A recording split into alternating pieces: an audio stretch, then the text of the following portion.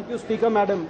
Speaker Madam, it was in the year 2006 when for the very first time I heard the concept of GST, which was mentioned in the budget speech of then Finance Minister P. Chidambaram. Then, in 2011, I also was a witness to then Finance Minister, now our Honourable President Pranab Mukherjee ji, when he first introduced the bill in this very House. We saw the bill being introduced by the current Finance Minister, and after travelling through a long journey, taking a lot of turns, some right turns, some left turns, some U-turns, finally the turn of GST has come. And I would begin by congratulating and acknowledging the role played by all those who have shaped the journey of GST, and especially the role played by that of the UPA government, because the 8 of the last 10 years belong to the UPA. I would like to straight away get into certain 3 or 4 points that I would like to make for the consideration of Honourable Finance Minister. The first point is, there has been a question which has been asked. What is the fixation with the rate 18%? Why does Congress want that the rate should be capped at 18%, and rather, why does Congress want that the rate should be as low as possible? Various arguments have come about. One of the arguments is that yes, it is a rate which was mentioned in the report that your government commissioned, the report of the Chief Economic Advisor, wherein he mentions 18% as an aggregate inflation neutral rate.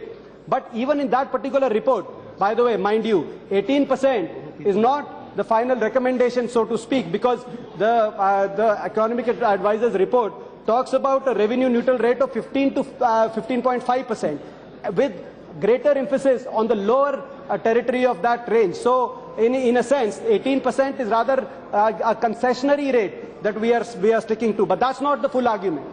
Because if we were to do politics on this, instead of bringing about your report, we could have plucked out our report, the 13th Finance Commission Task Force report, which submitted its report in 2009 and 10, wherein the task force recommendation to the then Finance Ministry during the UPA was that the revenue neutral rate would be 11%, and the GST rate, the standard GST rate, should be fixed as 12%, with 7% for the states and 5% for the centre. We could have picked that report up, and we could have told you that, look here, your report says the rate should be 18% as a recommendation. A report which was commissioned during our time, the 13th Finance Commission Task Force report, that has recommended 12%, and let's go for 12%. But that's not the full argument. The heart of the argument, why we want a capping and why we want the lower rates, is the fact that the GST itself is a regressive tax. Ma'am, what do you mean by regressive tax? By regressive tax, what I mean is,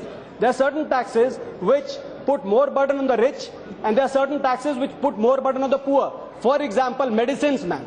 Medicines, Mukesh Ambani and Mukesh Singh, both will have to bear same tax to the government if they buy the same medicines. On the other hand, if it's income tax or the corporate tax, the rich will have to bear a larger share of the rather proportion of the burden. If we look at the aggregate Indian ratio of direct taxes to the indirect taxes, meaning the progressive taxes to regressive taxes in the Indian context, the entire national average, not just the average for the central government, but we add the states to it, because we have to look at states too. If you look at the aggregate ratio, ma'am, in Indian context, the ratio is 2/3 of our overall taxes are collected as indirect taxes, regressive taxes, putting more burden on the poor, and just 1/3 of our taxes are collected from the very rich in terms of income tax and corporate tax. If we look at the average ratio around the world, OECD countries, last 50-year average, it's exactly the reverse. 2/3 of the total taxes of the OECD countries are collected as direct taxes, putting burden as income tax and corporate tax, and only 1/3 come from the indirect taxes. GST is a form of indirect taxation. That is the reason why we are focusing on not just capping of the GST, even the revenue neutral rate would be a status quo rate, which will maintain this ratio. In fact, I would urge the government not only to just provide a capping figure, but also to provide a commitment that over a long period of time, indirect taxes, it will be an endeavor of the government to ensure that the indirect taxes shrink in proportion to the overall taxation of our government, and direct taxation increases, as is the line of overall how the world economies are shaping up. We believe their taxation